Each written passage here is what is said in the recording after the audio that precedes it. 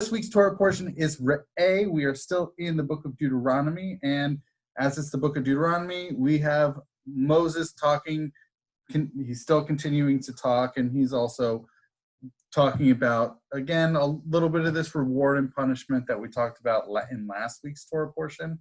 One of the funny things that, and I really could have gone in this direction in discussing this week's Torah portion, is a lot of this has to do with food and eating, and not just what to eat and what not to eat, and also including Passover and like when you cannot eat certain things and are supposed to eat other certain things, but even a geographical consideration, as there are certain things at certain times that should be eaten in Jerusalem. So there's a lot to be said about eating in certain times, places, and certain foods to eat and to avoid. But I decided not to go in that route. Maybe I just wasn't that particularly hungry or interested in food today. I don't know.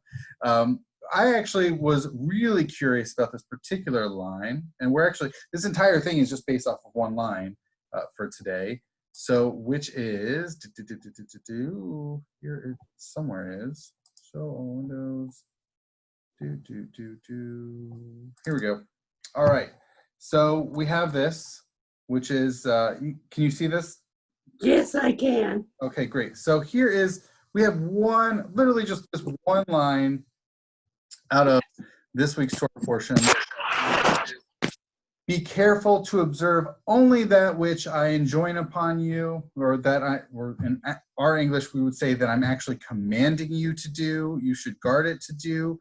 And here's the key words. You shall not add upon it, nor should you remove away from it. And here's the Hebrew, lo tosif alav, you shouldn't add to it, lo tigra mimenu, nor to take away. So basically, stick to this Torah, don't add things, and don't take away things. That's it. Don't add, don't take away. It's really fascinating when we actually take this quite seriously, because so I think it's really easy to focus in on the not taking away from it part, right? This, like, if I wanted to talk in sort of the way that we speak in Jewish language now, we would say 613 commandments, not 610 or 11. Just, we have a whole bunch that we need to do. Don't remove out of those. We're not giving up Passover anytime soon. So I actually, and we can talk about some of this, but I think what is more fascinating for our conversational purposes is to think about things that are that basically add on. Because as it turns out, there are some things that we kind of do add on, and sort of thinking about the parameters about how do we have additional things in our tradition and still abiding by this particular commandment in this one verse in this week's Torah portion. I know it's totally not on our minds at this time of year, but we have Hanukkah, right? Oh, dropped one. But Hanukkah, right? We say a blessing when we light Hanukkah candles, right? Right. Say it's Hanukkah. All right. So the thing is, there is no commandment. So it's specifically the language of this particular blessing is God has commanded us to light the Hanukkah candles. Right. The problem is, it doesn't exist in the Torah. Where has God commanded us to light? Anything. We made it up. Right. We made it up. Exactly. You said that's right. So now it's fascinating because the rabbis understood that they actually had license within certain parameters to create certain mitzvot and also blessings of these mitzvot. So two examples I'm going to give. One, of course, is this, which is lighting Hanukkah candles. But another is something that's very familiar to us, which is the blessing over washing of hands, right? So right. We say, Asher Kishan B'Nisav Al Netilat Yadayim. Thank you, God, who has commanded us upon the lifting or the raising of hands. So that doesn't appear anywhere within the entire Torah. So these are two commandments that basically are two blessings that the rabbis created on commandments that we're not Torah, we're not in the Torah. So the it's really interesting.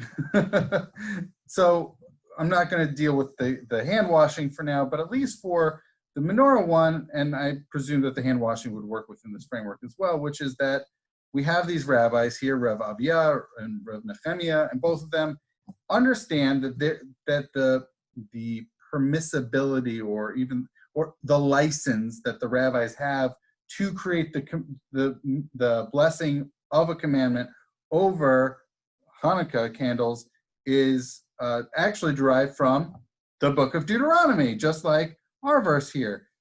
They actually have two different verses that they're pulling from in the book of Deuteronomy. Rav Avia says it's from, you shall not turn aside from that which they shall declare unto you to the right nor to the left. Basically, the sages of one's time that take their advice.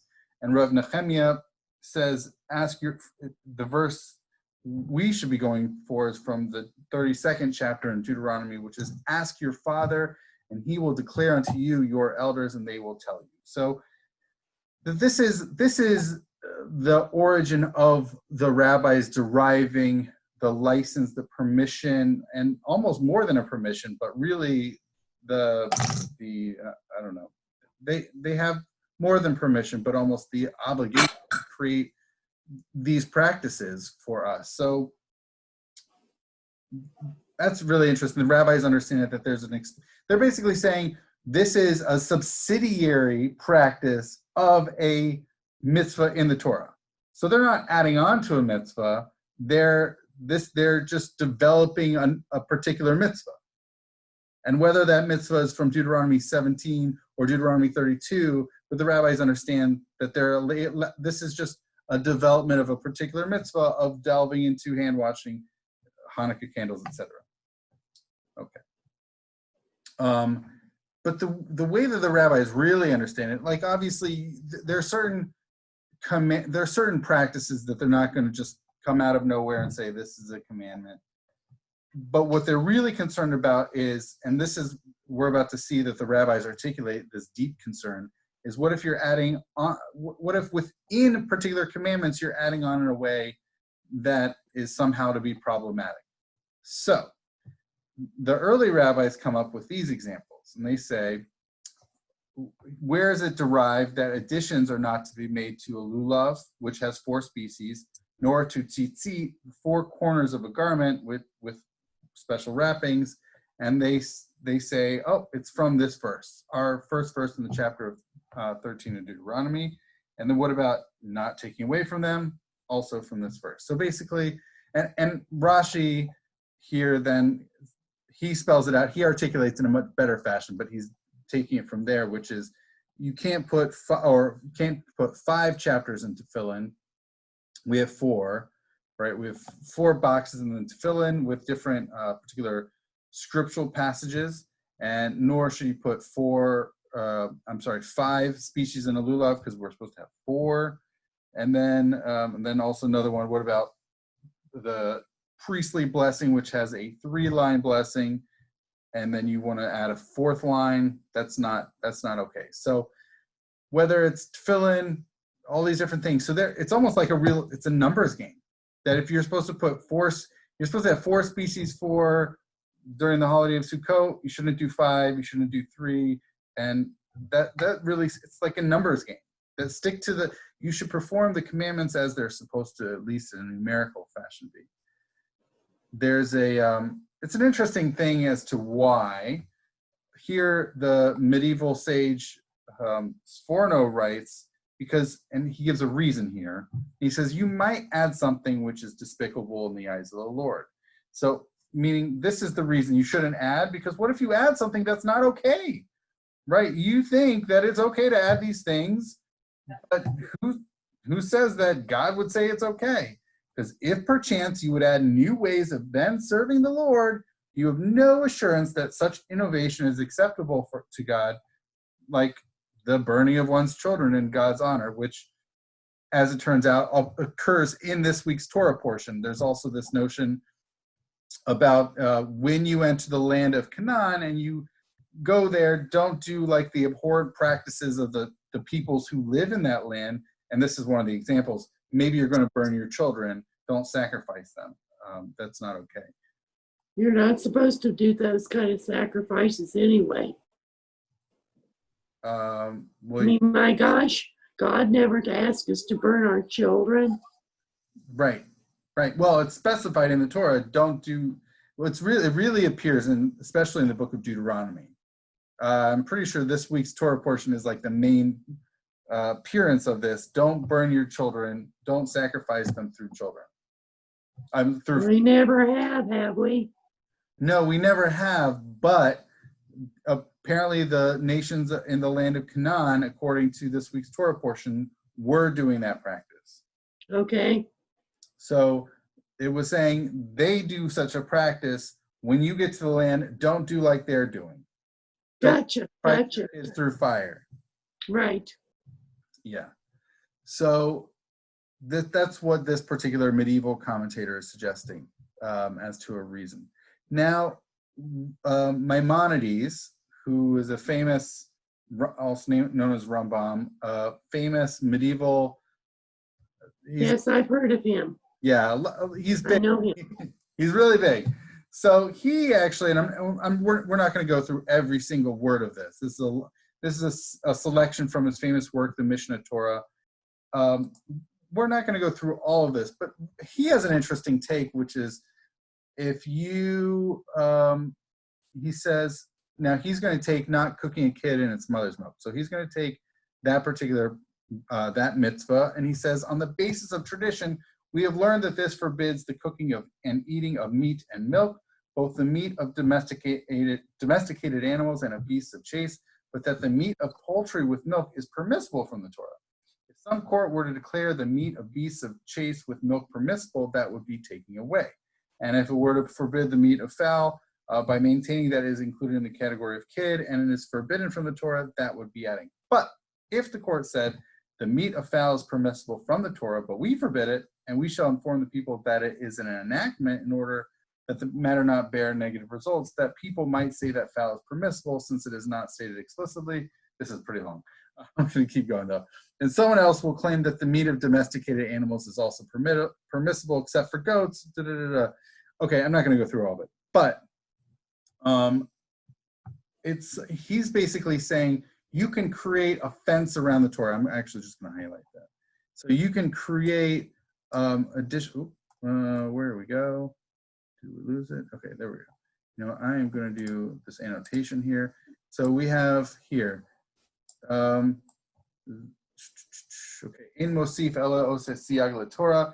You can add, basically, he's saying that rabbis can create, and he actually uses the language of a beit din of a particular court, that certain rabbis can create additional, I want to say strictures, but different, basically new prohibitions, but really not like totally out of whole cloth, totally new prohibitions, but really where you're just saying it's really possible for things to be prohibited, that people could make a mistake and do something. So we're just going to add a little layer, a little fence around an already existing prohibition and add another layer of prohibition just to protect the main prohibition from being transgressed. That is what Maimonides here is advocating. He's saying this is not a problematic addition of a prohibition. It is it's an addition, but really just a protection around the prohibition that we're really trying not to transgress. Okay, so he's saying you can add prohibitions if they're serving as a fence. Now, what's interesting, we have this later work that is anonymously written. It's called Sefer Chinuch, this educational book. Not really clear who wrote it because they never attached their name to it, but it's a medieval work.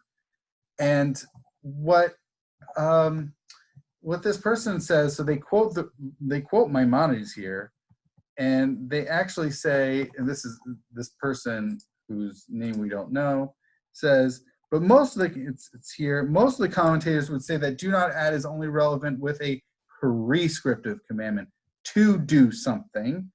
And the matter, according to what I have heard from the mouth of my teacher, is that one lays 2 tefillin on his head or on his arm, and one who makes 5 sections tefillin, or 2 lulavim in his hand instead of just one. So basically, and then he actually has another one, which is, what about sitting in the sukkah and Sukkot is already over? It's ended, but you're still sitting there. And you say, I am still fulfilling the commandment of Sukkot, even though it's, could have ended a few days ago, but that would count as a transgression of this prohibition. Yeah, then we keep seeing, and then even, however, it's funny because what exactly are the parameters of continuing to do something even when they're not supposed to be done? And then he actually says, but there are, it's like really careful. He said, what about lulav and shofar? So what about on Sukkot, when you're supposed to take the lulav and all the other species? What if you keep shaking around and doing it 100 times a day? Well, that's actually okay because you're allowed to do that on that day. And what about blasting the shofar on Rosh Hashanah and doing it many, many, many times? Well, that's fine because it's a mitzvah to do it on that day. So it's on its time. I think it would be problematic if you were to be shaking the lulav and it's Passover, or if you're blasting the shofar and you believe that you're doing it for the commandment, but it's Sukkot or it's in December or whatever. Basically, if you're doing a mitzvah and you believe that that's when it's supposed to be done, but it's so not the right time for it, that would, according to this author, be beyond the parameters. It would be transgressive. It would be violating that particular prohibition. And then he actually goes on for everybody, basically men, women. It's it's an egalitarian set of laws, and basically what I just mentioned: lulav, Sukkot, tefillin. If you're doing more, if you're going beyond the bounds, and basically whether it's beyond the temporal bounds or beyond the counting, the numerical bounds, these are problematic. Which is, in some ways, it makes it actually like, I think there's a clear and obvious problem with just out and out creating totally new practices and saying this is a mitzvah. I find it really fascinating the rabbis have gone out of their way and they've been really specific. It's that they say it's not just adding totally whole new cloth commandments. It's also even beyond the particular temporal times that these are to be performed, and also even the number you think you're doing tefillin, you think you're doing lulav, but you got the weird numbers and you're adding to it. That the rabbis say that these are problematic. And again, I think it's really fascinating that even, but yet, as I mentioned at the top, that even for doing this, I dropped a little candle here. But even for adding Hanukkah candles, and for that matter, kind of Shabbat candles too, that and for that matter, hand washing by adding these blessings and commandments that are totally not in the Torah, but that the rabbis understand these to be within they have specific and explicit license from the book of Deuteronomy as a subsidiary kind of a mitzvah, that they can and indeed can include these practices and call them mitzvot. So, any questions, thoughts, comments? Well, the bottom line is, it seems like to me that, and I'm a simpleton about this,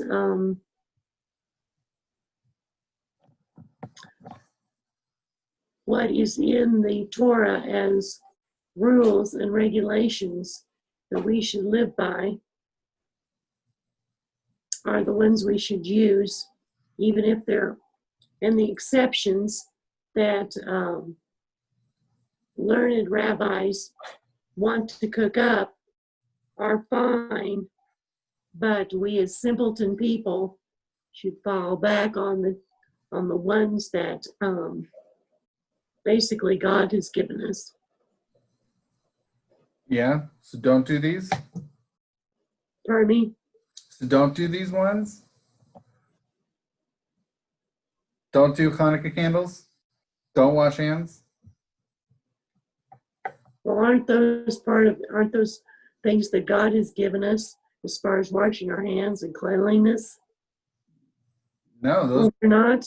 no. I didn't realize that. Yeah, so these things that is actually, when I think about it, there are three practices that come easily to mind, but there could be more that really appeared during the Second Temple period, and Mhm. I think predated that. I'm sorry, they occurred during the Second Temple period, and they arose as practices, and they predated the rabbis, and the rabbis just had to deal with them as practices. And one of them is called eruv, another one is this hands washing thing, and the third one is lighting the Hanukkah candles.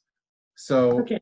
so these three practices, I think there probably are more, but the rabbis just had to incorporate, and they couldn't ignore them. So I think what they did was they said, you know what, these are already part of very important Jewish life. We're going to incorporate them and even attach blessings to them.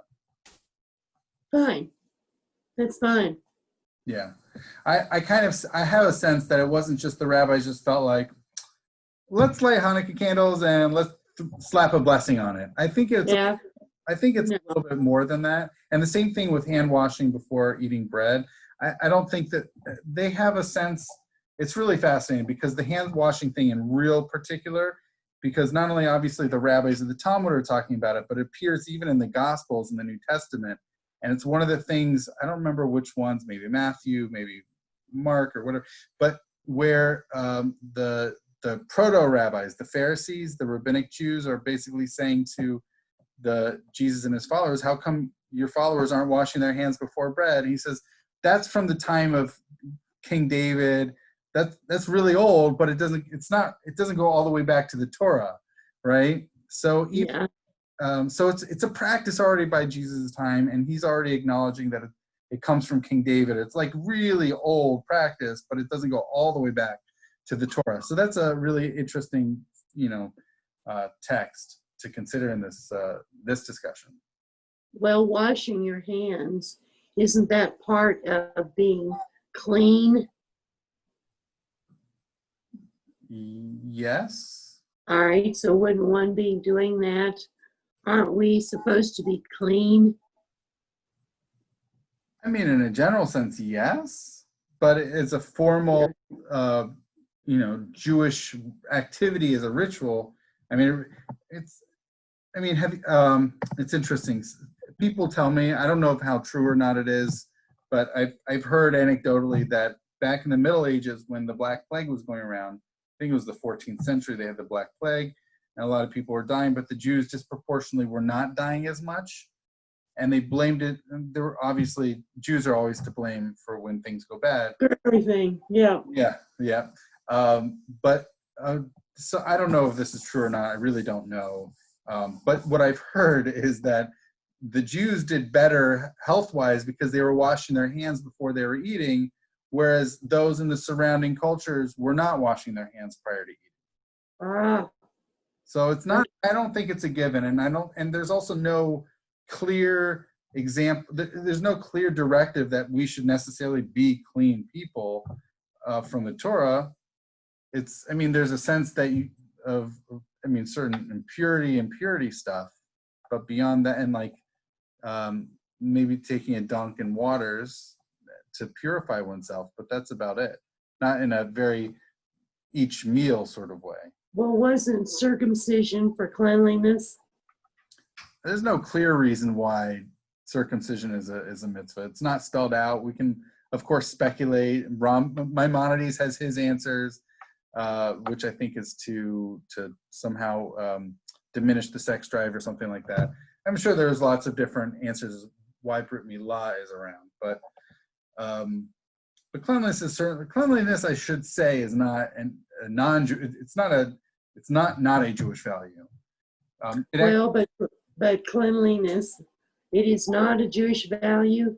No. I said it's not a Jewish value. All right. I just thought that. So let me actually specify. There's actually a really fascinating rabbinic text. I don't have it right in front of me, although I can dig around, which appears in Genesis Rabbah and Breshit Rabbah, where it talks of I don't remember if it's Hillel or if it's Rabban Gamliel, but his students see him and he's on the way to the bathhouse. And they say, where are you going? Rabbi, where are you going? He says, well, I'm going to go fulfill a mitzvah. And they say, like, and he's clearly on the way to the bathhouse. What mitzvah could that be? And he says, I'm going to go get cleaned. They say, really? What mitzvah is that? Well, it's not in our Torah. And he says, look, you see the statues over there, the Greek statues, the Roman statues, whatever is over there. You see those statues? Well, just like they have statue cleaners to clean the statues, so too we, and sort of like as a form of imitating God, right? We want to glorify and beautify God. And if we are in the image of God, shouldn't we glorify and make ourselves clean just an image, it's a form of respecting God that we clean ourselves as little images of God. So Right. it is expressed in rabbinic literature that there is kind of a sense of cleanliness, even though there's no explicit mandate to be clean in the Torah. Well, I was reared, cleanliness is next to godliness. Yeah. I don't know where it came from, but that's... Yeah. I found as well. I don't know its origin, but yeah. Okay, all right. Okay. That's why. Well, I can't imagine. I guess back then, they were always dirty. And they were smelly by our standards. And it seems like, where did washing your food come in before you did something with it? Mm-hmm. Yeah. Where did that come from? So, did you say wash it? Yes. To wash the food? Yes. So that is something that the rabbis did talk about in Second Temple times and into rabbinic in the Talmudic era. You have certain foods that require certain levels of cleanliness. The highest level was what the priests had for the truma, that they had to always wash their hands before consuming this truma, these food donations. They always had to. But as far as the broader populace, that was something that was new for the non-priests, for the non-Kohanim. That was a new thing that was instituted later. I mean, it's fascinating because there's, like I mentioned earlier, the impurity. There are different levels of impurity, and people had to be careful around, especially corpse impurity was the highest level of impurity, but there are all these other things, whether of various things certainly for various emissions out of people's bodies, but even coming across a little bug or some animal. There's lots of ways to become. Well, why did they? Was it way back then? We don't eat pork. Was that because they observed the pigs eating things that they didn't think were healthy or good? I don't know. I don't know why pigs. I don't know why shellfish. The Torah itself doesn't state a specific reason. So that just leaves the door wide open for speculation. Just like Brit Milah for circumcision, wide open speculation. Everybody can have their reasons. But they were right. They were right about whoever they came up with about circumcision, because the foreskin over the penis holds a lot of bacteria that then cause infection in a woman, and in cleanliness in a man. Yeah. And pigs eat just slop. I mean, things that are right, which is similar to vultures, which were also forbidden. Right. All sorts of carry-on. Well, I don't know how they figured out shellfish because they were under the water and they could observe. I don't know how that came about. Shrimp, the same thing. But all of those that are forbidden in the ocean now are scavengers that eat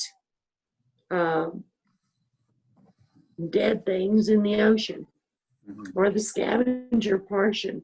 So I don't know how they figured that out, but I assume that the pork, because they could see, that was a deduction. This text, so they said, "Hey, Rabbi, where are you walking to?" He said, "I'm going to go fulfill a commandment." "What commandment could that be?" "I'm going to go bathe in the bathhouse." "That's a commandment?" "Well, yes, just like regarding the statues of the kings that are set up in the theaters and the circuses, the one who is appointed over them bathes and scrubs them, and they give him sustenance. And furthermore, he attains status with the leaders of the kingdom. I, who was created in the divine image and form, as is written, for in the image of God he made man, even more so." So this is the rabbinic text where you see, and this is from the early first century, because Hillel was in around the turn of the first century. Hillel was? Hillel was, yeah, Okay. early first century, like really, like turn of the first century into the, so he said, so he really articulates this notion of cleanly. It's kind of like you mentioned, the cleanliness being next to godliness notion that there, at least here you see this articulation of a rabbinic value of cleanliness, attaining mitzvah status. That makes sense. Okay. All right. Yeah. Now, where does the deal of women going in is it the mitzvah? The mikvah, yeah. So that's in Leviticus. Leviticus chapter 15 is the primary source for that, and definitely when we get around to it next year, we'll definitely talk about it. But that's right there, smack dab in Leviticus, and but it's interesting. But isn't that parallel to being cleanliness, being clean? Doesn't that come from the same concept? Yeah.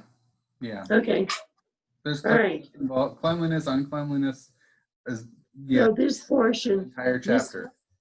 This portion of you mean Leviticus is the entire chapter for cleanliness?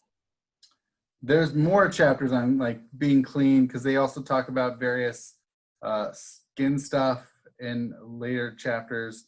So, but chapter 15 is about both men and women, not just women, but men and women experiencing various genital emissions and cleanliness and uncleanliness. Now, is that in Leviticus?